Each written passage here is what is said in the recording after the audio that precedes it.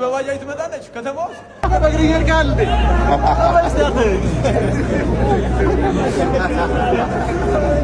እሺ በባጃጅ ትመጣለች ከተማው ወይኔ በቀልስ ልጄ ባንተ ፍቅር ታሟል በአላህ ቆይ ይሄንን ድንቅ ፋይት እንግዲህ ነገ ሐሙስ ማታ በአዳራሽ.com ትኬት ያላገኛችሁ መላው ዓለም ያላችሁ ይሄን ድንቅ ፋይት ዓለም በጉጉት ኢቭን እና ትራምፕ ራሱ በጉጉት የሚጠብቁት ፋይት በአዳራሽ.com መመልከት ትችላላችሁ ማለት ነው። ጎግል ላይ ገብታችሁ አዳራሽ.com ብላችሁ መመልከት ትችላላችሁ። ይመቻችሁ። በቀሉ ጋር ይደረሰ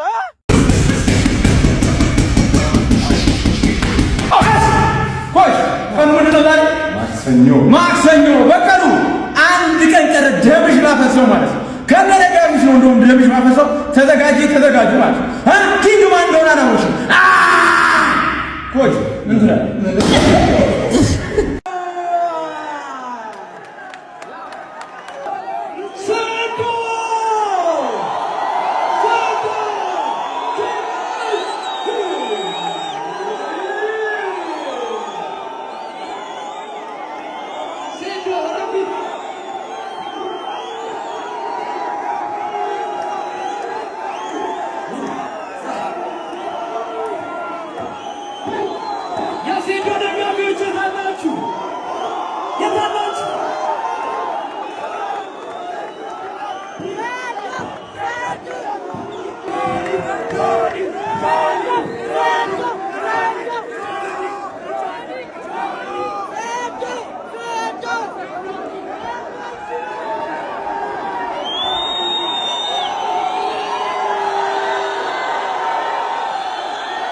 ቼክት 85 እዚህ ጋር ሴዶ ነገ ለብቻቸው እስክንተው ድረስ እስቲ ድምጻችሁ የታለ? ድምጻችሁ የታለ? ትንሽ ወደፊት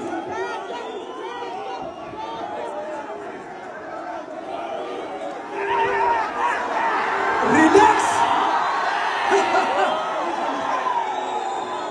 ፊት ለፊት መታየት ብቻ ፌስ ኦፍ ነገ እስክትገቡ ነገ ወደ ሜዳው ትገባላችሁ።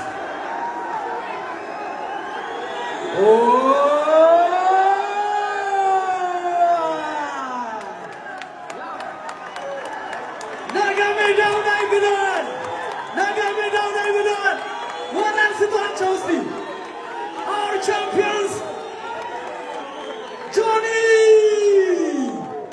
ሴዶ ኪንግ ኢዝ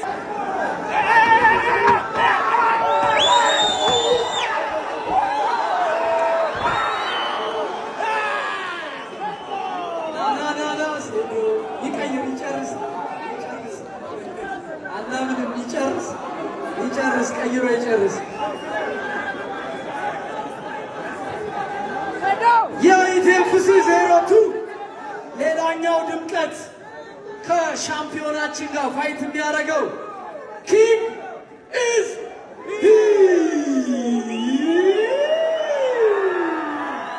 ሴዶ። እናመሰግናለሁ። መልካም ዕድል። እናመሰግናለሁ። መልካም ዕድል። ቴንክ ዩ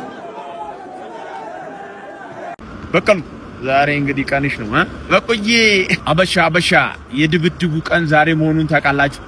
እንግዲህ ውድድሩን አሸንፌ መካ መዲና ላይ ነው ማለት ነው። መካ መዲና ከጅዳ ትራቭል ጋር መስከረም 8 ላይ ከኔ ጋር መሄድ የምትፈልጉ ቶሎ ተሰለፉ ማለት ነው። ከሻምፒዮን ጋር አብራችሁ መሄድ የምትፈልጉ መስከረም 8 ጅዳ ትራቭል በግልም በግሩፕም አንድ ላይ ሂዱ እያላችሁ ነው። አብረን እንሄድላችኋለሁ። ጅዳ ትራቭል የታወቀ ነው፣ ረጅም ዓመት የመውሰድ ልምድ አለው እና በእንክብካቤ ነው መካ መዲና ያላህ ቤት ነው። ያው ለምስጋና ነው የሚሄደው፣ ያላህ ቤት ለምስጋና ነው የሚሄደው። በዛው ደግሞ ያው ቀልቤን ለማደስ ነው የሚሄደው። ስለዚህ አብረን እንሄድ እያሉ ነው። ጅዳ ትራቭል ከታች ሜንሽን የማደርገው አካውንት ገብታችሁ ሙሉ መረጃ ማግኘት ትችላላችሁ ማለት ነው። ፌስቡክ ላይ ያላችሁ ደግሞ ስልክ አስቀምጣለሁ ማለት ነው። ይመቻችሁ። ለነሱ ስፖርተኛ ምክንያት አይበዛም ሆኖ መገኘት በሚል ያው ባለፈው ስጠይቀው ሰይዶ ይሄን ጨዋታ እኔ ነኝ ያሞኩት፣ ሰው እኔን ለማየት ነው የሚመጣው፣ ማናችሁም ለማየት አይደለም ምናምን ብዬ ስጠይቀው ምን አለኝ? እሱ በራሱ ዓለም የሚኖር ሰው ነው እንጂ ኢቲኤፍሲ ዋን ማስተዋወስ ይችላል ምናምን ብሎ ነበርና ለዚህ ምላሽ አለ። ኢቲኤፍሲ ዋን በማን ምክንያት ነው የሆነው እንዴ? መነሻው ማን ነው? ሰይዶን እኮ ንቅጠም ብሎ ነው የተነሳሳው ሁሉ ሰይዶ ሲል እኔ አትመጥነኝም አልኩት። ሰይዶ ሲሉ አትመጥነኝም እንደውም እሱ 500,000 እንግባ ምናምን አለ። ከሰይዶ ምናምን ብዙ ተናግሮ ጀመረ። ከዛ በኋላ አትመጥኑኝም አልኩ። እንደዛ ስል ጌችም መጣ መደበው 2 ሚሊዮን አሉ።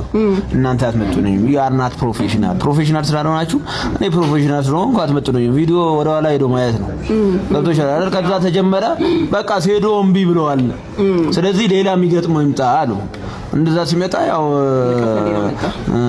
ኢንዶሚን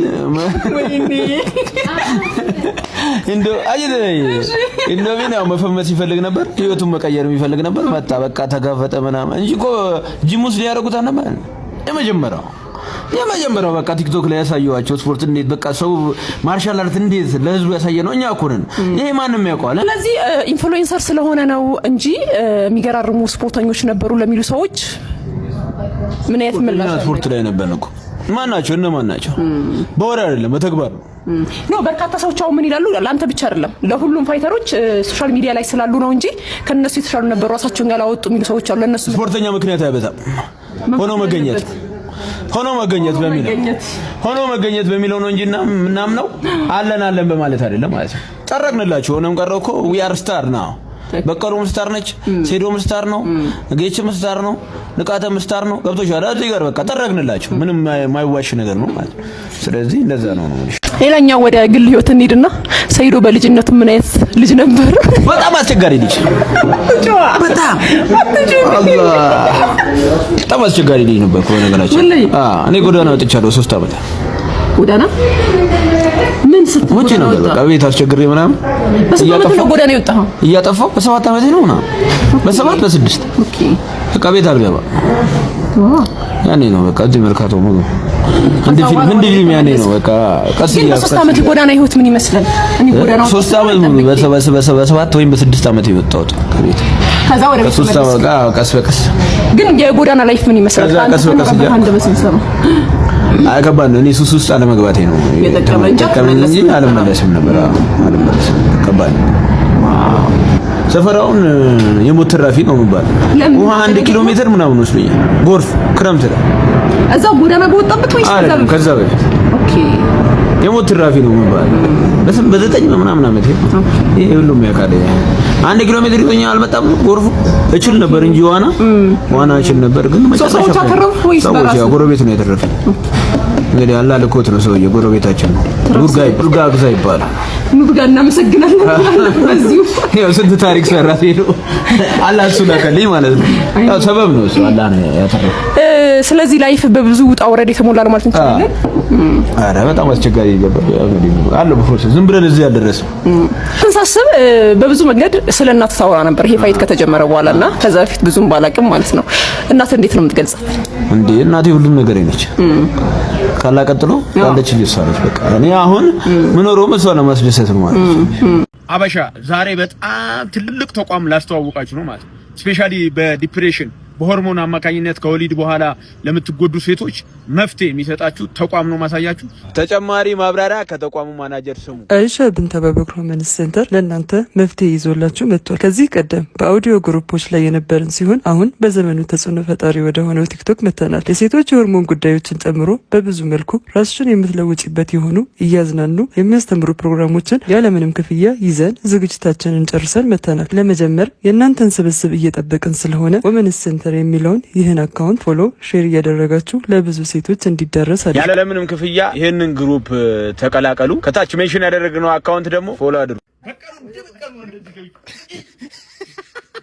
በቀሉ አንተ በባጃጅ ከተማ ውስጥ ትገባለህ። በቀሉ ሰው በምን አይነት መኪና እንደሚመጣ ታይ። ልብስ ልበስ፣ አለባበስ አያምር፣ ፊት አያምር፣ ቅርጽ አያምር፣ ባጃጅ አያምር። በቀሉ ቀንሽ ደረሰ። በቀሉ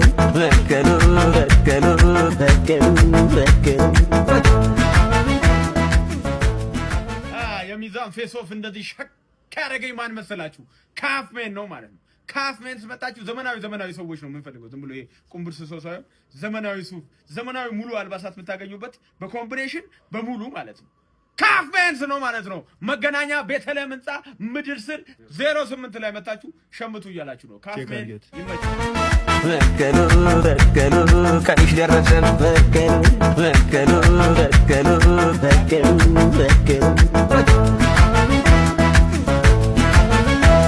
በቀሉ